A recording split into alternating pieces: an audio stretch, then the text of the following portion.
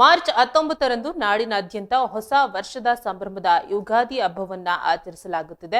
ಈ ಹಿನ್ನೆಲೆಯಲ್ಲಿ silicon city ಬೆಂಗಳೂರಿನ ಹೃದಯ ಭಾಗವಾದ ಕೆಆರ್ ಮಾರುಕಟ್ಟೆಯಲ್ಲಿ ಬುಧವಾರ ಬೆಳ್ಳಂಬೆಳಗ್ಗೆಯಿಂದಲೇ ಖರೀದಿ ಭರಾಟೆ ಜೋರಾಗಿದ್ದು, ಹಬ್ಬಕ್ಕೆ ಬೇಕಾದ ಹೂವು, ಹಣ್ಣು ಹಾಗೂ ಪೂಜಾ ಸಾಮಗ್ರಿಗಳನ್ನ ಕೊಳ್ಳಲು ಜನಸಾಗರವೇ ಹರಿದು ಬಂದಿದೆ. ಹಬ್ಬದ ಹಿನ್ನೆಲೆಯಲ್ಲಿ ಬೇಡಿಕೆ ಹೆಚ್ಚಾಗಿರುವ ಕಾರಣ ಮಾರುಕಟ್ಟೆಯಲ್ಲಿ ಹೂವು ಮತ್ತು ಹಣ್ಣುಗಳ ದರ ಕೊಂಚ ಏರಿಕೆ ಕಂಡಿದೆ. ವಿಶೇಷವಾಗಿ ಮಲ್ಲಿಗೆ ಹೂವು ಸಾಮಾನ್ಯ ದಿನಗಳಿಗಿಂತ ದುಬಾರಿಯಾಗಿದ್ದು, ಕೆಜಿಗೆ 1,000 ರೂಪಾಯಿ ತನಕ ಮಾರಾಟವಾಗುತ್ತಿದೆ.